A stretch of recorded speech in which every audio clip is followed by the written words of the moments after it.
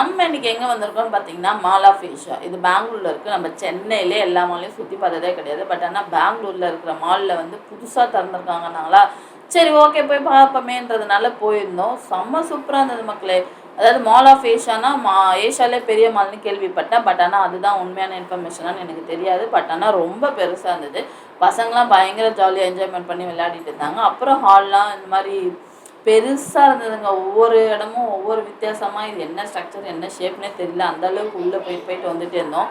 இங்கே இருக்க போர்டில் வந்து என்னென்னா, நம்ம எங்கேருந்து எங்கே போய் விளையாடுறோமோ இங்கேயே எல்லாத்தையுமே பார்த்துக்கலாம். ஸோ அந்த மாதிரி ஒரு டிவி மாதிரி செட் பண்ணியிருந்தாங்க.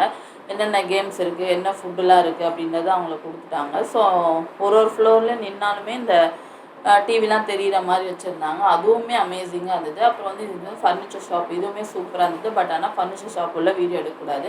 நான் சும்மா கொஞ்சமாக எடுத்துகிட்டு வந்துட்டேன். நெக்ஸ்ட் என்னென்னு பார்த்தீங்கன்னா, ஒன்றும் அவ்வளோ அழகாக செம்ம சூப்பராக இருந்தது. ஒரு பிளேட் டெக்கரேஷன்ஸ், இந்த டேபிள் டெக்கரேஷன், ஃப்ளவர்ஸ்லாம் பார்த்தீங்கன்னா எல்லாமே ஆர்டிஃபிஷியல் ஃப்ளவர். இதுவும் ஆர்டிஃபிஷியல் தாங்க. அதை ஏன் அந்த அளவுக்கு அவ்வளோ நேச்சுரலாக இருக்கிற மாதிரி வச்சுருந்தாங்க. இந்த பால்ஸ்லாம் வந்து அப்படியே ஆகாயத்தில் தொங்குற மாதிரி இருக்குல்ல, அந்த மாதிரி பார்த்து ஒன்றுத்தையுமே புதுசாக இருந்ததுனால இன்னும் ரொம்ப கண்ணை பறிக்கிற மாதிரி இருந்தது அங்கே இருக்கிற எல்லாமே.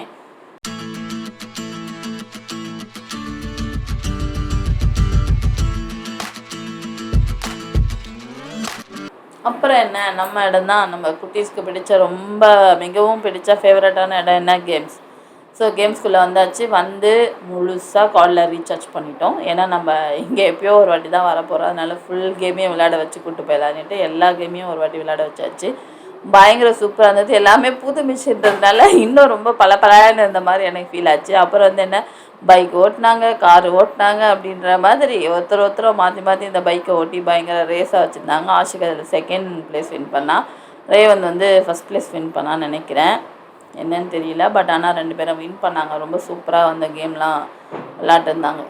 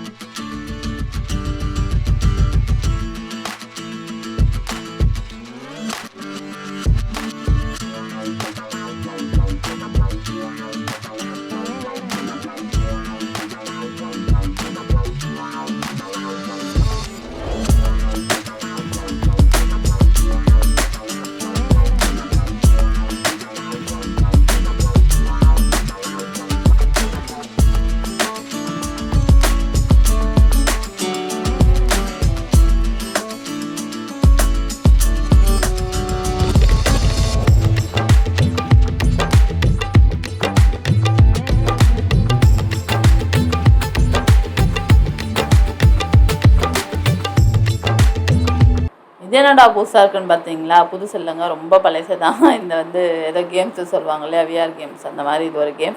பார்த்துட்டு பயங்கரமாக ஜாலியாக என்ஜாய் பண்ணிட்டு வந்துட்டோம். அது மறக்காமல் நம்ம சேனலை சப்ஸ்கிரைப் பண்ணிடுங்க. Tata bye bye. நெக்ஸ்ட் ஒரு நியூ பிளாகில் சந்திக்கலாம்.